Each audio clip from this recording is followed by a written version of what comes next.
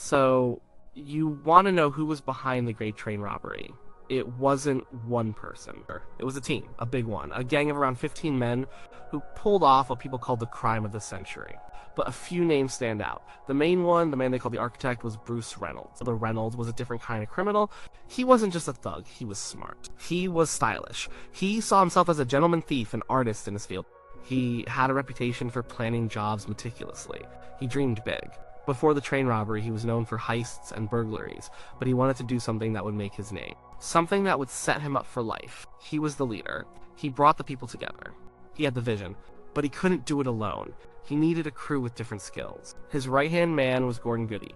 Goody was tough, experienced, and well-connected in the London underworld. He was the one who got the inside information. He heard a whisper from a man known only as the Ulsterman. This informant knew about the mail train that ran from Glasgow to London. He knew that after a bank holiday weekend, it would be carrying a huge amount of cash. There's old, untraceable banknotes being taken out of circulation. The Ulsterman gave them the key piece of information that started it all. He was the source. Then there was Charlie Wilson. Wilson was the gang's treasurer and enforcer. He was a bookmaker known for his sharp mind and his violent temper. You didn't cross Charlie Wilson. His job was to handle the money, to make sure everyone got their share, and to keep everyone in line. He was feared and respected. If Reynolds was the brain, Wilson was the muscle in the bank. And you had Buster Edwards. Buster was a former boxer and nightclub owner. He was charismatic, a bit of a character. He was brought in for his reliability and his nerve. He wasn't a planner, but he was a doer.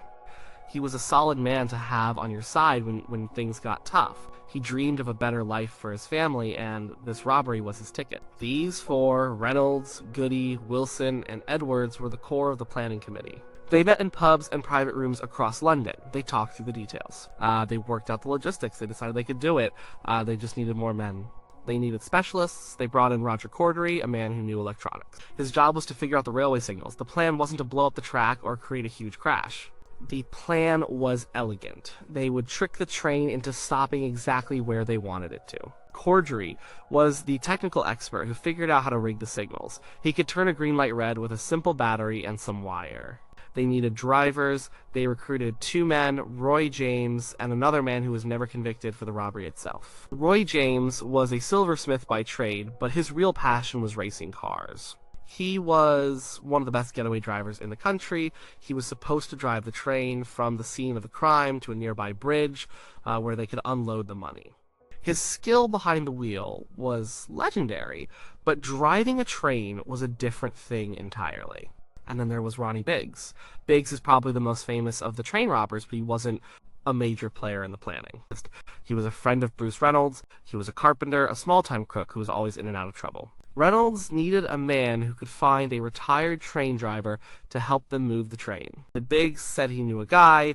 He brought in an old retired driver, a man often referred to as Stan Agate. Biggs's main contribution was getting this driver involved. He was a foot soldier, not a general. The rest of the gang was made up of heavies, men to do the lifting and provide the intimidation. People like Jimmy White, a former paratrooper known for being meticulous, and Tommy Wisby and Bobby Welch, who were part of a smaller firm that joined up with Reynolds' crew. There were others too, a whole cast of characters from the London underworld, each with a specific role. They were all in it for the same reason: the money.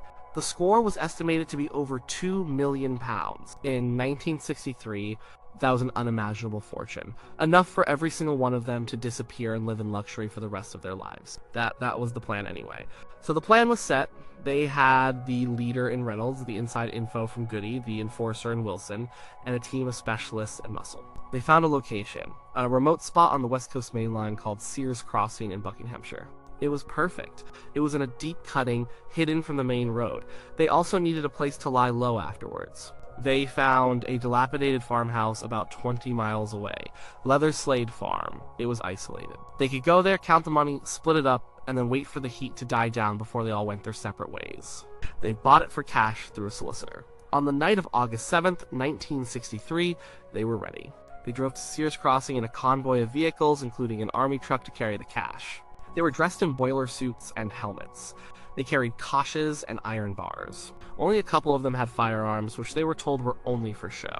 This was supposed to be a non-violent job. Roger Corddry went to work on the signals. He covered the green light with a glove and wired a battery to a nearby red light. The signal changed. The trap was set. They waited in the dark. Just after 3 a.m. on August 8th, the traveling post office train came down the track. It was a mail train, a mobile sorting office on wheels. The driver, Jack Mills, saw the red light. He did what any train driver would do. He stopped. His co-driver, David Whitby, got out to call the signal box from a trackside phone. That's when the gang made their move. They swarmed the train. Whitby was grabbed and thrown down the embankment. The rest of the gang uncoupled the front 2 carriages from the rest of the train. The front carriage was the engine. The second carriage was the high-value packages coach. This was where the money was. The plan was for their retired driver, Stan Agate, to drive the front part of the train a short distance to Berdigo Bridge, where the trucks were waiting. But the old man couldn't figure out the complex controls of the modern diesel engine. He was used to steam trains. The plan was already going wrong. Time was ticking. Frustrated, the gang went back to the cab. They had to get the original driver, Jack Mills, to move the train. There was a struggle. One of the robbers hit Mills over the head with an iron bar. It was a brutal, unnecessary act of violence. Mills was badly injured, but he was forced to move the train to the bridge. This was the moment the robbery turned from a clever heist into a violent crime. It was the act that would haunt the gang and define the public's perception of them for years. It proved they weren't just cheeky rogues. They were dangerous criminals. At the bridge, the real work began. They formed a human chain. One by one, they threw 120 mailbags out of the carriage and down the embankment into the waiting truck. It was hard physical labor. The bags were heavy. It took them about half an hour. Then, they were gone. They drove back to Leatherslade Farm, leaving the terrified train crew and a trail of empty mailbags behind. When they got to the farm, the mood was electric. They had done it. They had pulled off the biggest cash robbery in British history. They tipped the money onto the floor. It was a mountain of cash. They started counting and dividing it up. The total was £2.6 million, an astronomical sum. Each man's share was over £150,000. They celebrated, they drank beer and played cards. Some reports say they even played Monopoly using the real money. But the mood soon changed. Their plan was to stay at the farm for a week or two. They had paid a man to come in after them and clean the place, to wipe away all the evidence. But their contact got spooked. He never showed up. The gang started to get paranoid. They were listening to the news on the radio. The police manhunt was massive. The whole country was talking about it. The pressure was building. They decided they couldn't wait. So they had to get out of there. They left in a hurry, just, a few days after the robbery. And this was their biggest mistake. In their rush, they were sloppy. They left behind a mess. They left food, sleeping bags, beer bottles, and the Monopoly set.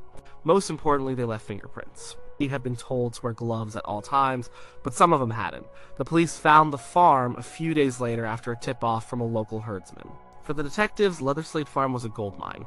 The fingerprints they found on a ketchup bottle and the Monopoly board were the key to cracking the case. The police started to identify the suspects. The net began to close. The first to be caught was Roger Corddry, the signal expert. He was arrested in Bournemouth. He had rented a lock-up garage, and inside, the police found thousands of pounds of the stolen money. One by one, the rest of the gang were rounded up.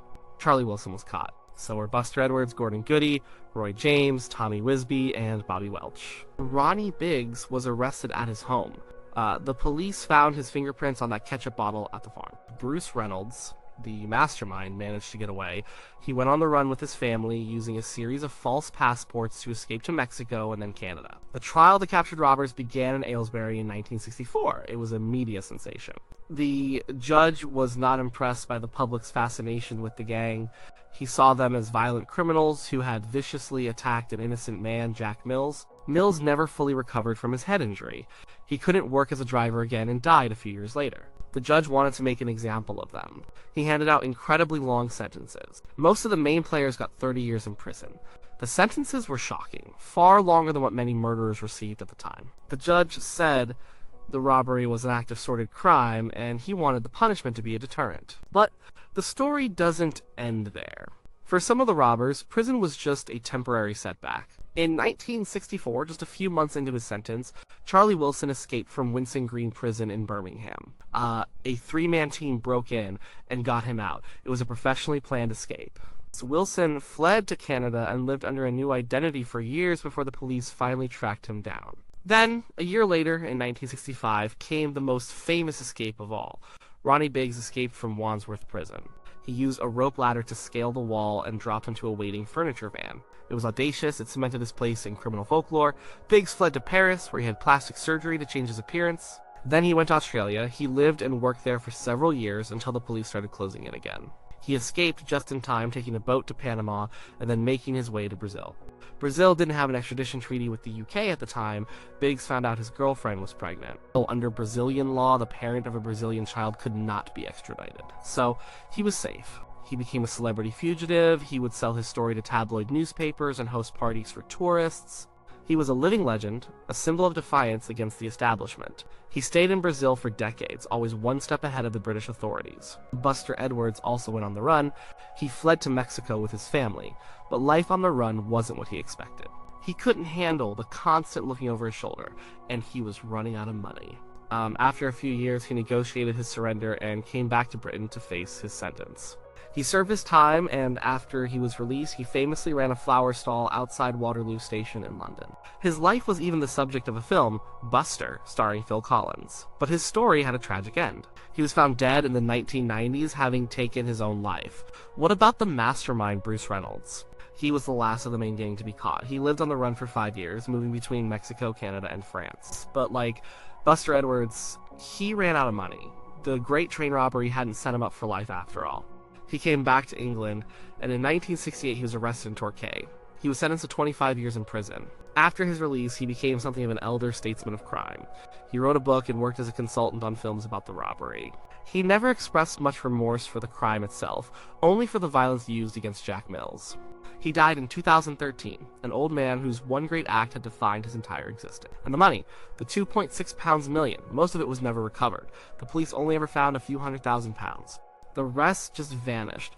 The robbers spent it, hid it, or had it taken from them by other criminals. It was laundered through businesses, spent on cars and houses, and gambled away. The dream of living in luxury for the rest of their lives never came true for most of them. The money was a curse. It led to paranoia, betrayal, and long years in prison or on the run. So, who was behind the Great Train Robbery? It was Bruce Reynolds and his hand-picked team, a group of ambitious, daring, and ultimately flawed men. They planned a brilliant crime, but they were undone by a few simple mistakes. As a fingerprint on a ketchup bottle, a messy farmhouse, their story became a modern myth. People were fascinated by the sheer audacity of it. In an age of deference, they were seen by some as anti-establishment heroes, working-class lads who took on the system and won, if only for a short time. But the reality was different. It wasn't a victimless crime. Jack Mills, the train driver, paid a terrible price. And he was a working man just like them, and his life was ruined. The legend of the cheeky robbers who got away with it overlooks that brutal fact. The story of the Great Train Robbery is not just about who did it, it's about the plan, the execution, the mistakes, and the long, complicated aftermath. It's a story of how a single night in 1963 changed the lives of everyone involved, creating criminals who became celebrities and a crime that became a permanent part of British history. The gang itself was a cross-section of the 1960s London underworld. It wasn't one single, established firm. It was more like an all-star team of criminals brought together by Reynolds for this one specific job. They were a mix of cat burglars, getaway drivers, and general tough guys. Some knew each other well, having worked together on smaller jobs. Others were strangers, connected only by a mutual acquaintance and the promise of a life-changing payday. This structure, a temporary alliance, was both a strength and a weakness. It meant they could pull together a wide range of skills, but it also meant that loyalty was thin. When the police started making arrests, some of the less committed members were quick to talk in exchange for lighter sentences. The role of the Ulsterman, the inside source, remains one of the great mysteries of the robbery. He was never identified or caught. Gordon Goody, who was his contact, refused to name him for decades. Only late in his life did Goody reveal more details about the shadowy figure. The Ulsterman provided not just the idea, but crucial details about the train schedule, security procedures, and the layout of the high-value carriage. Without his information, the robbery would never have happened. He was paid his share, and then he simply disappeared, melting back into anonymity. He was perhaps the most successful of them all because he got his money and he never got caught. The police investigation that followed the robbery was, at the time, the biggest in British history, and Scotland Yard threw everything they had at it. A special task force was set up, led by Detective Chief Superintendent Tommy Butler. Butler was a legendary detective, a quiet, relentless man known as the Grey Fox. He and his team worked around the clock following thousands of leads. The discovery of Leatherslade Farm was their first major breakthrough. The scene was a forensic jackpot. The robbers had made themselves at home, leaving their fingerprints on everything from beer bottles to the Monopoly board. In the pre-DNA era, fingerprints were the gold standard of evidence, and the farm provided plenty. The investigation became a race against time. The police knew the gang would be trying to launder the money and disappear. They put pressure on known fences and money launderers in London. They circulated the serial numbers of some of the stolen notes. Slowly, they built a picture of the network that had carried out the crime. The arrests came in a steady stream over the following months. Each arrest led to more information, and the web of connections became clearer. The trial itself was a spectacle. It lasted for months. The evidence was overwhelming. The prosecution presented the fingerprint evidence from the farm, connecting each of the accused to the scene. They had testimony from witnesses. They had some of the recovered money. The robbers sitting in the dock became famous faces. Their pictures were in every newspaper. The public was divided. Some saw them as heroes, striking a blow against a stuffy establishment. Others were horrified by the violence and the sheer scale of the theft. The long sentences handed down by the judge were intended to crush the myth of the gentleman thief. He wanted to send a clear message: this kind of crime will not be tolerated. But, in a way, the harsh sentences had the opposite effect. They contributed to the legend. They made the robbers seem like martyrs, victims of a vindictive system. And when Wilson and Biggs made their dramatic escapes, it only added to the romance. They hadn't just robbed the train, they had beaten the system twice. Life after the robbery was a mixed bag for the gang members. For those who served their full sentences, like Tommy Wisby and Bobby Welch, they came out of prison in the late 1970s as middle-aged men. The world had changed, the money was long gone, they struggled to adapt to normal life. They were famous, but also infamous. Their names were known, but their prospects were limited. Some fell back into crime and ended up back in prison. Charlie Wilson, after being recaptured in Canada, served his time. When he was released, he moved to the south of Spain, a popular haven for British ex-criminals. He was suspected of being involved in drug trafficking. In 1990, he was shot and killed at his villa. The murder was believed to be a professional hit, a consequence of his later criminal dealings. His violent end was a stark contrast to the almost playful image the media had sometimes portrayed of the train robbers. The story of the train driver, Jack Mills, is the dark heart of the robbery. He was 57 years old at the time of the attack. The blow to his head caused severe trauma. He suffered from constant headaches and blackouts for the rest of his life. He tried to go back to work but couldn't. The psychological scars were as deep as the physical ones.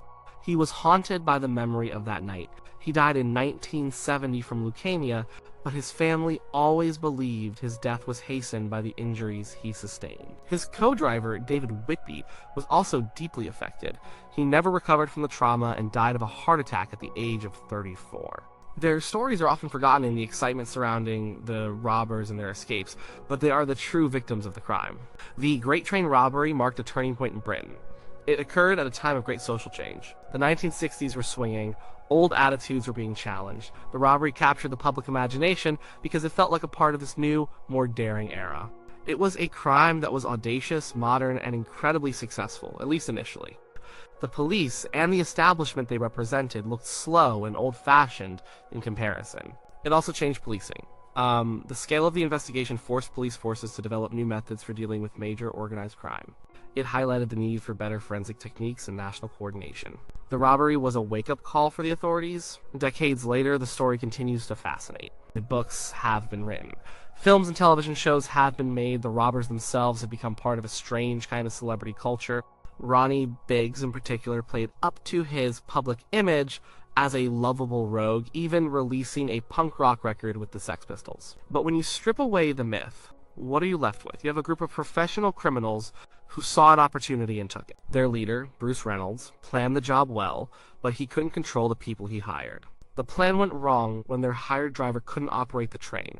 The violence against Jack Mills was a catastrophic failure of discipline, and their post-robbery plan was a disaster.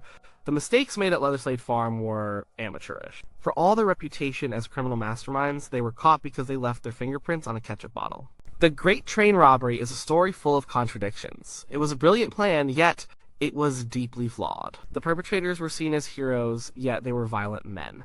They stole a fortune, yet few of them ever got to enjoy it. It was a crime that was supposed to be their masterpiece, the one big score that would set them up for life. Instead, it was the beginning of a lifetime of looking over their shoulders, of years spent in prison cells, and of being forever defined by what they did on a cold August night in 1963. The men behind the robbery were not mythical figures. They were real people. And their story is a cautionary tale about how a single act of greed can echo through a lifetime.